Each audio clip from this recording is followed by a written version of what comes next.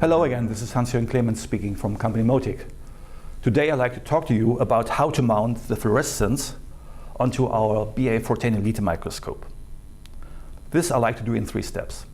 Step number 1, we have to mount a T-shaped attachment, including the lamp house, on the microscope stand. For this we have to remove the eyepiece tube first.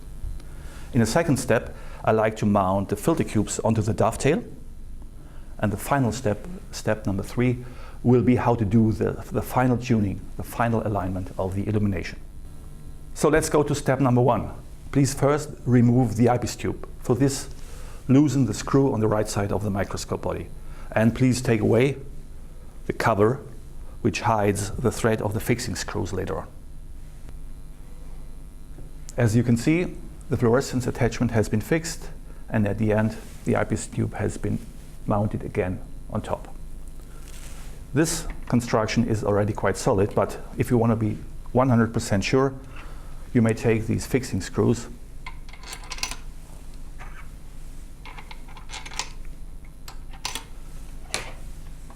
and mount them firmly. At the end, you may cover the holes with those tiny little rubber pieces. The final procedure in step number 1 of our whole setup will be the mounting of the lamp house, of the pre-aligned lamp house. So I'm going to take the Allen key and this lamp house and fix it firmly at the end of the attachment. There is only one possibility to fix it in the correct way. There's a notch and an orientation pin. In step number 2, we have to do the mounting of the filter cubes. Please note that the fluorescence attachment has got 4 positions. 1, 2, 3, 4. All filter cubes have to be mounted on a dovetail. This way. I recommend to mount 2 cubes from the right side and 2 cubes from the left side. Please note that the 4-position slider has to be filled completely with cubes. In our case, we do have 2 real cubes, a Darby and a Tritz one, and 2 empty cubes, which are part of the fluorescence package. It's up to you now to decide which orientation is the correct one, because we do have 2 options to mount the cube, like this or the other way around. If it's like this, it follows exactly the ray path of the fluorescence as it goes from the light source to the dichroic, downwards through the objective and back through the objective to the eyepieces. So this has to be the orientation of the dichroic, which means that this will be the correct mounting position. In case the orientation of the first filter cube is correct, please memorize the orientation of the dichroic mirror. Then it's very easy to mount the 3 other ones, because they all follow the tongue and groove principle. Tongue, groove, groove, and again. So this will be the sequence. The 4 cubes will be mounted into the dovetail. Please note that I push the lever to the left side. The right slider position will be activated. So it's up to you to decide the sequence of the filter cube mounting. I personally prefer to start with a lower wavelength. In this case, it will be the Darby cube who will be on pole position, position number 1. And I will place the Tritz cube on position number 2. One more recommendation. I personally prefer to mount 2 cubes from the left side and 2 cubes from the right side. Now I'm going to start the mounting of the single filter cubes. I'm going to lose this one. Plate now falls down. And I'm going to start with cube number 2. Remember that the Darby will be later on pushed on the slider.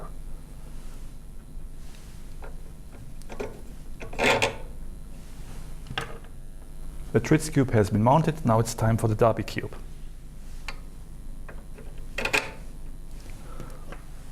And of course we have to fix it.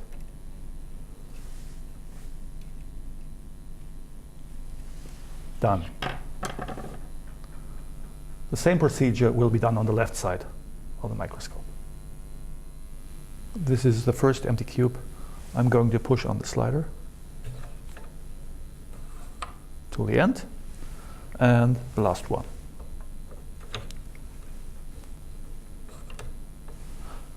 And again, fix it. Finally, I'm going to close the opening.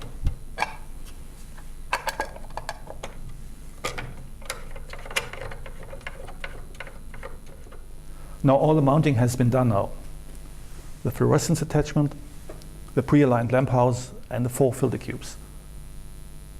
2 of them real filter combinations, 2 of them empty cubes to fill the slider.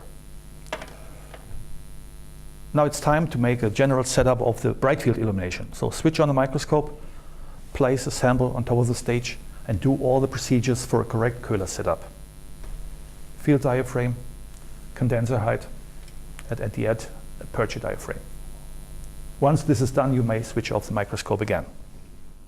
So now it's time for the final adjustment of the fluorescence illumination. So take away the slide, which has been useful to set up the Köhler illumination for transmitted light, and instead place a business card on the stage. Rotate the revolving nosepiece unto the point where you have an empty position, and switch on the external power supply. Now you have to wait a few seconds until the image of the light arc is getting sharper and sharper. And as you can see now, you have a double image, the direct light and the light that is reflected by the internal mirror of the lamp house. We have to focus by moving the collector lens, and we have to do an XY movement to get the direct light and the mirror light close to each other, or even superposing a little bit. Once this is done, you may defocus by moving the collector lens until you get a homogeneously illuminated bright spot on the business card. For a final control of this setting, you may remove the business card, swing in the 10 times lens, and place a fluorescence slide onto the stage. You may check through the eyepieces and do a little bit of fine-tuning. In order to avoid reflections, swing out the front lens of the condenser, or even drive down a complete condenser. Some final things have to be done now. First of all, centering of the field diaphragm of the fluorescence attachment. So check your image and close the field diaphragm, and center the field diaphragm just as in the Köhler procedure until the spot has moved to the middle, and then again open the field diaphragm for the complete field of view. You may use these tags to mark each position of the slider, and finally you may use the filter slider with a neutral density filter to push into the slot of the lamp house. But this is no longer necessary, as you can adjust the intensity of illumination with a new power supply. There is only one message behind all these centering procedures we did before, and this message is very clear. Please care and do everything that you get the maximum excitation energy onto your sample, because only this ensures a bright signal and a satisfying image quality. Thank you for watching this video. I hope it gave you some helpful information. More information you can find on our website www.moticeurope.com, and of course you find us on YouTube channel. You're invited to visit us on our social media platforms. Thanks again for your attention.